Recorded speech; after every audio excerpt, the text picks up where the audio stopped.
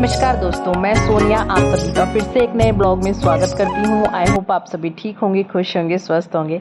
तो आज मैं आप लोगों को दिखाने वाली हूँ अपना मॉर्निंग रूटीन, वो भी अंश के साथ, कि अंश के जागने के बाद मैं अपने घर के काम और अंश दोनों को कैसे एक साथ मैनेज करती हूँ। तो ब्लॉग में एंड तक बने रहिए। तो चलिए करते हैं ब्लॉग को स्टार्ट। तो अंश जो है उठ चुका है। आज अंश उठा था 6:30 बजे और मैं जैसे नॉर्मली आपको पता ही होगा कि 5 बजे उठ जाती हूँ। तो अंश के उठने से पहले मैंने अपना नहाना धोना, पूजा और खाने की तैयारी कर ली थी। सिर्फ रोटियां बनानी बाकी थी, तो जब खाएंगे तभी बनाऊंगी। और उसके बाद मैंने अंश के साथ थोड़ा सा टाइम स्पेंड किया, क्योंकि अंश को उठने के बाद ना थोड़ी देर तो मैं चाहिए होती हूँ। तो उसके साथ टाइम स्पेंड करने के बाद मैं आ गई थी बाहर बर्तन साफ़ करने के लिए, क्योंकि सुबह सुबह चाय वगैरह के थोड़े बहुत इतने बर्तन हो जाते हैं। अगर मैं उन्हें साफ़ नहीं करती तो बाद में ना बहुत ही ज़्यादा हो जाते हैं। तो इसलिए मैं थोड़े थोड़े जब होते रहते हैं तो साथ के साथ ही साफ़ करती रहती हूँ, ताकि एक साथ ही ज़्यादा इकट्ठे ना हो।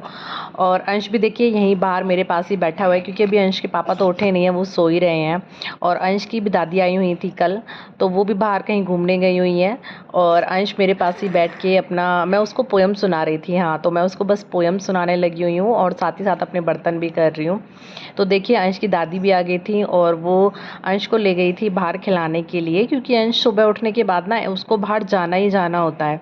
तो या तो चाची जी लेकर जाती हैं जो हमारे घर पर रहती हैं, आपने ज़्यादातर मेरे ब्लॉग्स में देखा होगा, या फिर अगर उसकी दादी जी आ जाती हैं तो उसकी दादी भी उसे ले जाती हैं बाहर थोड़ी बहुत देर घुमाने के लिए। तो मम्मी आई तो ही परसों, लेकिन कल का मैं कुछ भी शूट नहीं कर पाई थी, क्योंकि अंश की अभी तबीयत थोड़ी सी डाउन है। आज थोड़ा है उसे मतलब ठीक ठाक, तो मैं एक दिन छोड़ के ही ब्लॉग शूट कर पा रही हूँ। तो इसलिए कल मैं कुछ भी ब्लॉग शूट नहीं कर पाई थी। और आज तो मम्मी का जाने का टाइम है। मम्मी सिर्फ एक ही दिन के लिए आई थी किसी काम से। तो देखिए बर्तन भी जो है मेरे धुल चुके हैं। उसके बाद मैं आ गई थी अंदर अंश को दूध पिलाने के लिए, क्योंकि अंश एकदम से उठते ही ना सुबह सुबह दूध पीता नहीं है। उसको थोड़ा होता है, टाइम चाहिए होता है, थोड़ा खेल कूद के घूम फिर के उसके बाद वो नाश्ता करता है। बिस्किट वगैरह, दूध वगैरह जो भी होता है वो लेता है।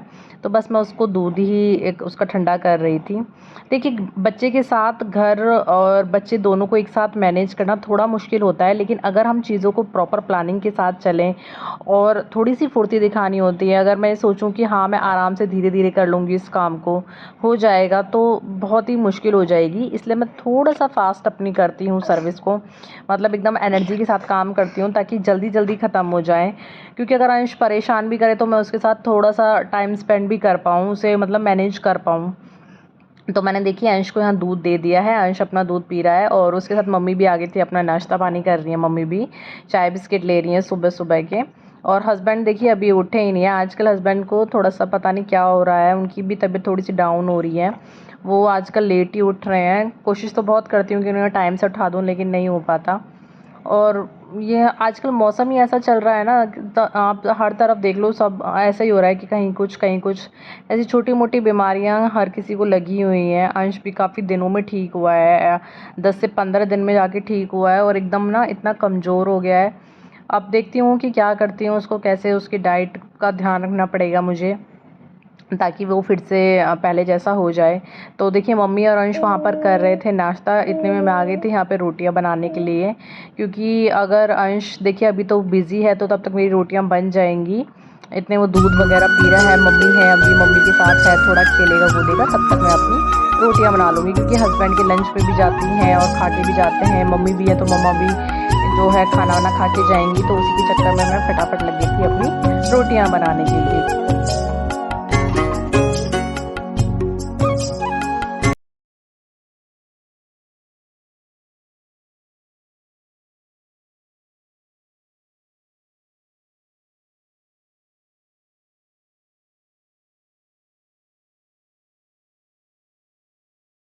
तो रोटी बना के किचन विचन साफ़ करके मैं आ गई थी ऊपर अपनी झाड़ू को लगाने के लिए।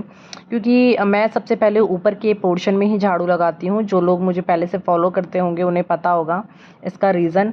क्योंकि क्या होता है, कोई भी अगर बाहर से आता है तो सबसे पहले बाहर ही रहता है, वो बाहर वाली जो ड्राइंग रूम है उसमें है और यहाँ पर। तो अगर ये क्लीन हो जाए तो मतलब मेरे को सेटिस्फेक्शन सी होती है कि चलो कोई नहीं, अगर कोई आ भी गया तो कोई प्रॉब्लम नहीं है, साफ़ पड़ा हुआ है। अंदर का तो मैं बाद में भी कर लूँगी, कोई प्रॉब्लम नहीं है। तो मैं हल्की-फुल्की झाड़-पोंछ जो है वो साथ के साथ ही करती रहती हूँ, झाड़ू के साथ ही डस्टिंग करती रहती हूँ, हल्की-फुल्की वाली, क्योंकि ज़्यादा टाइम तो मुझे मिलता नहीं है, मुझे फटाफट सारे काम करने होते हैं। देखिए, अगर घर में आपके भी छोटा बच्चा है तो मैं यही एडवाइस दूँगी कि आप जो है कामों को ना थोड़ा-सा प्लानिंग के साथ करिए। कुछ काम अपने रात में ही करके रखिए, कुछ काम सुबह करिए, तो जो भी काम करिए आप उस हिसाब से मैनेज करिए कि जैसे कि मेरा होता है कि गैस वाले काम जो हैं, खाना वाला, किचन वाला काम है, वो मैं हस्बैंड के रहते हुए ही कर लेती हूँ, ताकि हस्बैंड अंश को पकड़ लें तो मुझे इतना प्रॉब्लम ना हो। लेकिन जो झाड़ू पोछे वाला काम है वो तो अगर मैं बाद में भी करती हूँ तो उसमें इतनी प्रॉब्लम आती नहीं है, क्योंकि उसका तो ये होता है कि अंश भी खेलता रहता है तो मैं उसके साथ भी करती रहती हूँ। ज़्यादातर डर होता है गैस के काम का। तो देखिए, मैं बाहर की झाड़ू लगा के आ गई थी अपना अंदर साफ़ सफाई करने के लिए, और झाड़ पोंछ करके मैंने अपनी झाड़ू लगानी जो है स्टार्ट कर दी है। ज़्यादा डीप डस्टिंग मैं नहीं करती हूँ, बस हल्की-फुल्की करती हूँ। मेरा जो डीप डस्टिंग का टाइम है वो है संडे को। मैं संडे को ही पूरी डीप क्लीनिंग करती हूँ, अच्छे से एकदम एक-एक चीज़ को हटाकर साफ़ करना, सबसे धूल-मिट्टी हटाना। लेकिन नॉर्मल तो मैं बस हल्की-फुल्की झाड़-पोंछ ही करती हूँ। मैंने ऐसे ही अपना मैनेज किया हुआ है कि संडे मेरा जो है क्लीनिंग डे होता है, उसे मैं क्लीनिंग डे बोलती हूँ अपना। और बाकी दिन मैं सिर्फ़ हल्की-फुल्की झाड़-पोंछ करती हूँ। तो देखिए, अंदर भी जो झाड़ू लग गई है, बाहर भी लग गई है। उसके बाद अब मैं दूँगी हस्बैंड को नाश्ता वग़ैरह, क्योंकि हस्बैंड जो है नहा धो के रेडी हो गए हैं निकलने के लिए। और हस्बैंड जो है अपना ही इनका बिज़नेस है, मतलब मेरे जो जेठ जी हैं उनका बिज़नेस है, वहीं पर अपना जॉब करते हैं, वहीं उसी में अपना देखते हैं काम वग़ैरह। पहले मैं भी वहीं करती थी, लेकिन अब अंश के बाद मैंने छोड़ रखा है थोड़ा, क्योंकि मुझे टाइम नहीं मिल पाता। और देखिए, अगर कहीं भी आप काम करते हैं तो उसको प्रॉपर टाइम देना पड़ता है, इसीलिए मैंने वहाँ से ड्रॉप कर दिया था कि अभी मुझे है कि अंश छोटा है, तो अभी मेरा सारा टाइम जो है अंश के लिए ही है। जब अंश बड़ा हो जाएगा फिर देखेंगे अगर कुछ करना होगा तो। तो देखिए, हस्बैंड यहाँ कर रहे हैं नाश्ता, और सुबह-सुबह जो अंश है ना वो भी थोड़ा बहुत अपने पापा के साथ खा लेता है, ज़्यादा तो नहीं पर हाँ, थोड़ा बहुत खा लेता है। तो वो थोड़ा-सा मेरे साथ, थोड़ा-सा अपने पापा के साथ ऐसे खाता है। तो मम्मी भी न गई हुई हैं नहाने के लिए, तो देखिए मम्मी भी नहा के आ गई हैं, और अब मैं मम्मी को भी खाना दे दूँगी, नाश्ता करा दूँगी मम्मी को भी, क्योंकि मम्मी आज निकल रही हैं। तो ये है, खाना-पीना खा के जाएँ घर से। तो बस मम्मी और हस्बैंड जो हैं निकलने की तैयारी में हैं, बस वो निकल ही रहे हैं, अपना सामान-वामान ले रहे हैं। और मम्मी के निकलने के बाद मैंने अंश को नहला दिया था, क्योंकि अंश हो गया था काफ़ी गंदा। वो खाना खाता है तो खुद से ही कोशिश करता है खाने की, और सारी सब्ज़ी वगैरह अपने ऊपर गिरा लेता है। तो इसलिए उससे मैंने साथ के साथ ही नहला दिया था। और नहाने के बाद ये भी है कि वो थोड़ा ना सो जाता है 1 या 2 घंटे के लिए, तो उस बीच में मुझे थोड़ा टाइम मिल जाता है अपना बचा हुआ काम करने के लिए। तो बस यहाँ मैं नहला के उसको पहना रही हूँ कपड़े, और उसके बाद मैं उसे सुला दूँगी। और नहाते ही वो ज़रूर सोता है, और ये मेरे लिए बेस्ट टाइम होता है कि वो सो जाता है, तो उस टाइम में मेरे जो भी बचे हुए काम हैं वो मैं आराम से अपने मैनेज कर लेती हूँ। तो बस इसी तरीके से थोड़ी-थोड़ी कोशिशों के साथ अपना घर और बच्चे दोनों को अकेले ऐसे ही मैनेज करती हूँ। थोड़ी-सी प्रॉब्लम आती है, लेकिन ऐसा कुछ नहीं है कि हो नहीं सकता या कर नहीं सकते। अब तो अंश काफ़ी बड़ा भी हो गया, तो इतनी प्रॉब्लम नहीं होती। जब वो बहुत छोटा था, मतलब अच्छे से चल भी नहीं सकता था, तब मुझे ज़्यादा दिक्कत आती थी। पर अब तो फिर भी इतनी नहीं आती। तो बस अंश को मैंने कर दिया है रेडी, नहला-धुला के उसको बना दिया है बाबूजी। मैं ऐसे बोलती हूँ कि मैंने अंश आपको बाबूजी बना दिया है, और अब मैं कर रही हूँ इसके सोने की तैयारी। तो बस मैं इसे सुला दूँगी।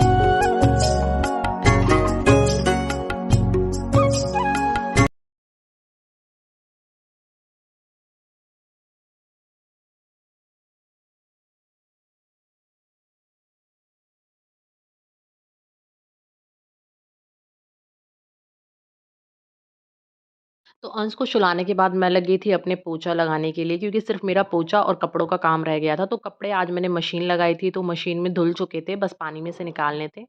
तो पोंछा लगाने के बाद मुझे ये था कि पहले मैं पोंछा लगा लेती हूँ, उसके बाद मशीन में से कपड़े निकाल दूँगी। और अंश अभी आराम से सो ही रहा है, वो 1 डेढ़ घंटे सोता है नहाने के बाद। तो बस मेरे कपड़े होने के बाद मैं करूँगी थोड़ा-सा रेस्ट फिर।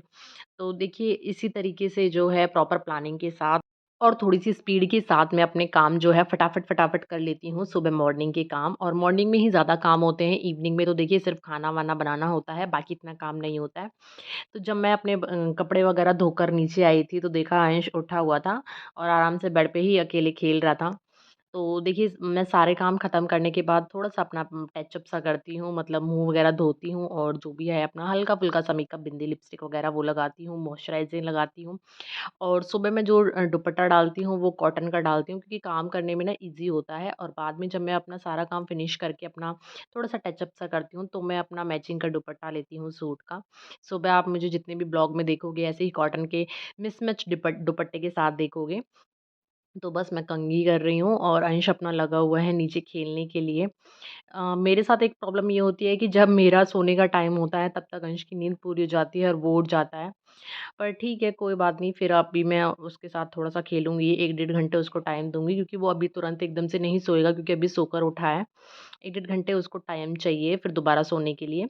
तो बस अभी मैं इसको थोड़ा-सा खाना खिलाऊँगी, क्योंकि सुबह ऐसे ही सो गया था बिना कुछ खाए।